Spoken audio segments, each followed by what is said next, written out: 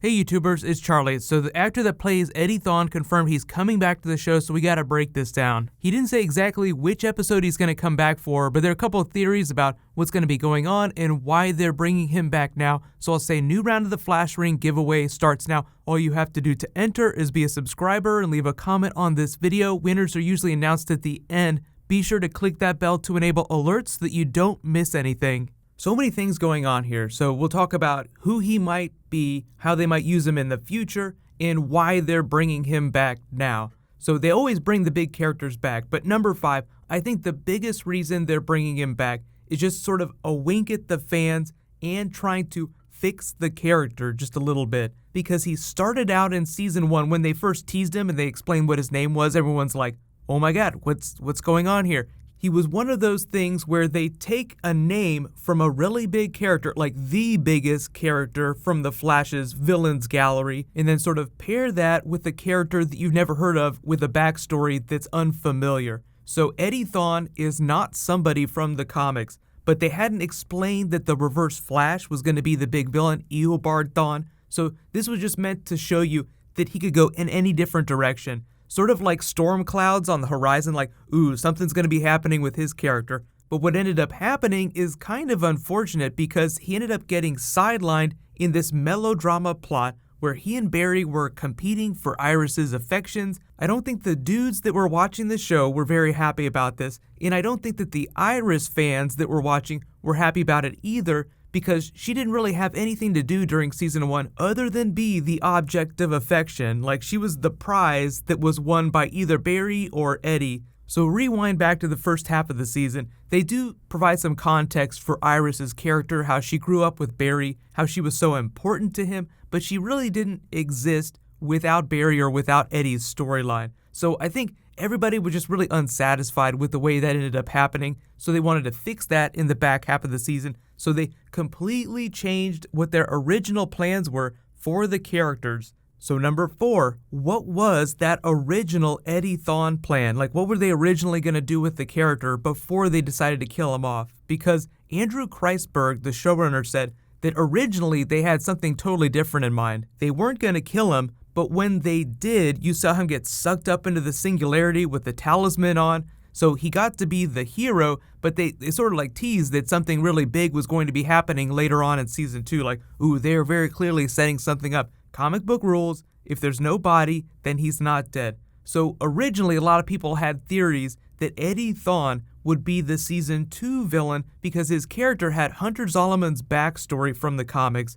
with a Thawne name. So people are like, ooh, maybe he's going to be the Zoom of season 2. He'll be like the big bad because Barry stole his girlfriend. So in explaining it that way, you kind of see the problem with that. Like, they didn't want to turn Iris into the object of affection in that way. So I think they just pivoted their plans. But originally, I think their plan is to make Eddie more of a season 2 villain person in the way that Arrow did the same thing with Slade Wilson in the first 2 seasons. So if you didn't watch Arrow, what happened in the first season is that you meet Slade Wilson, and anybody that reads comics is like, oh my god, this is Deathstroke, and he's friends with Oliver on the island. What's going on here? This is so crazy. Where are they going to take this? Season 2, that plays out. He becomes the Deathstroke character, and it became one of the best seasons of Arrow ever. So because the same people that make Arrow started making The Flash, it sounded like they were sort of repeating that paradigm, but then about halfway through decided to pivot and double down on the Jay Garrick storyline, set that up, and make him more of a thing in season 2.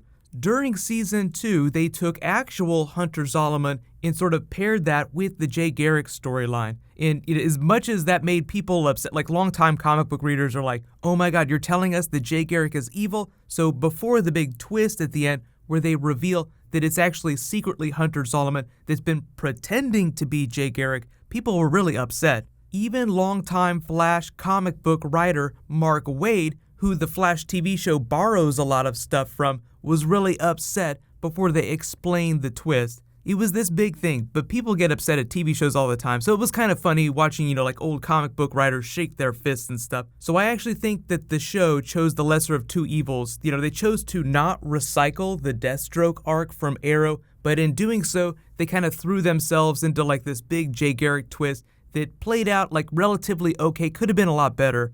But number 3, the other logic problem, I get so many questions about this. If Eddie Thawne died at the end of season 1, the reverse flash of that moment was erased from existence. How did he come back alive and well during season 2? So this gets into time travel rules. One of the problems with sci-fi TV shows is that sometimes you have an actor or a character or a storyline that just has so much chemistry and works so well that you want to find a way to capitalize on that later on. But if they're dead, you have to find a way to explain how they came back.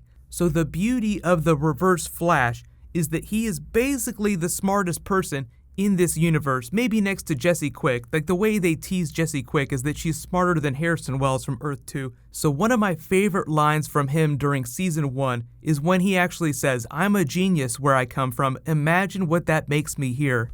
So because of the way he exists in Flash canon is like the biggest villain that Barry has ever had, ever will have, is that he's sort of the Voldemort and has Horcruxes, plans in case he dies. So because he's a time traveler, Doctor Who style, there's a lot of different versions of him that overlap, traveling through time, trying to get rid of Barry Allen or bring some evil plan to fruition. So even just on Earth 1, in our universe, there are multiple versions of Eobard Thawne that are all aware of each other, like he understands time travel like no one else. When you mess with time travel, we learned during season 2 that time wraiths will come for you. The Reverse Flash is one of the few people that knows how to keep off their radar, so he's able to time travel in a way that the other Flashes aren't. But the simplest explanation for how Eobard Thawne is still alive after Eddie killed himself is 1, because of Flashpoint now, but 2, because of a Speed Force protective bubble, like a Speed Force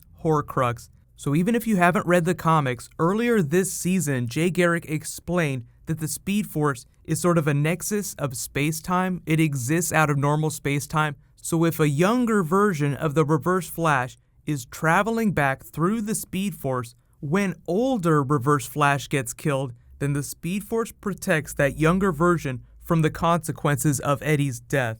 So as of season 2, that's really the only way that Eddie can still be dead and the Reverse Flash on Earth 1 can still be alive. Because number 2, which version of Eddie is this gonna be? So like I said, Flashpoint happened this season. They could choose to bring back Eddie via Flashpoint, but I feel like that creates more problems than it's worth. Then you have to explain why he's not around all the time on Earth 1. The easier explanation is that it's Earth 2 Eddie, who we learned during season 2 is alive and well, based on Barry's phone. They're still friends. We have no idea how different he is. They just teased his name like, oh, Barry talks to him on a regular basis. He's on his speed dial, so clearly they're friends. He's doing well. This is great. So this season, they will be going back to Earth 2 eventually, so that'd be my first vote, is that when they go back to Earth 2, they'll just find a way for Eddie to show up. But you guys can let me know which version of Eddie you want them to use. I just feel like the Jesse Quick is a really good example of why multiverse characters are the best way to explain why people aren't around.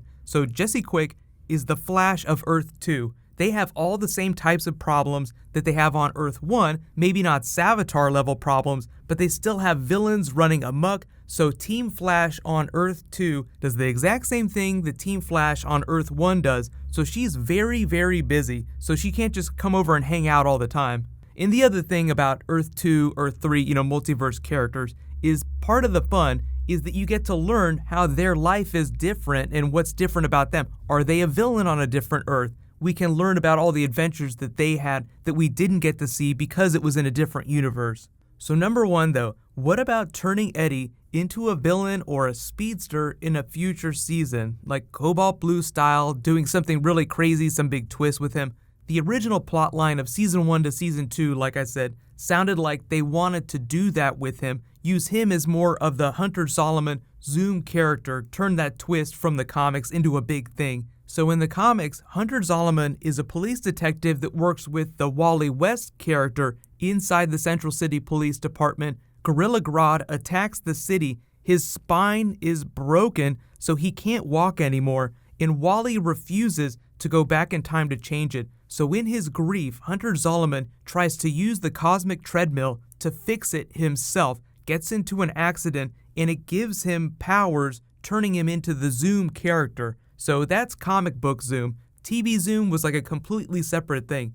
So I don't think they're going to do that, but I do think it's totally possible they could pick one of the other lesser speedsters to make Eddie Thawne some future villain, or it's like a small twist. But I feel like if they did that, it would be like the rival. He'd be around for a couple episodes, it would be like a really small thing, he wouldn't be the main villain. Let me know, if they bring Eddie back and turn him into a villain in a future season, which character do you want him to be? What's going to happen next is that unless they drop some footage, I'm going to be doing a Legion trailer video. It's basically X-Men Breaking Bad for the most powerful X-Men character ever. It's a new TV show that's going to be on FX networks in the United States. It's going to simulcast internationally on Fox channels, so I'll explain when I post that trailer video. But that's going to be a Thursday show going forward. So I almost forgot, congratulations to the new Reverse Flash Ring giveaway winner, Kieran Owens. Be sure to private message me on the back end of my channel so I can get your contact details. I will be doing giveaways for the Legion TV show,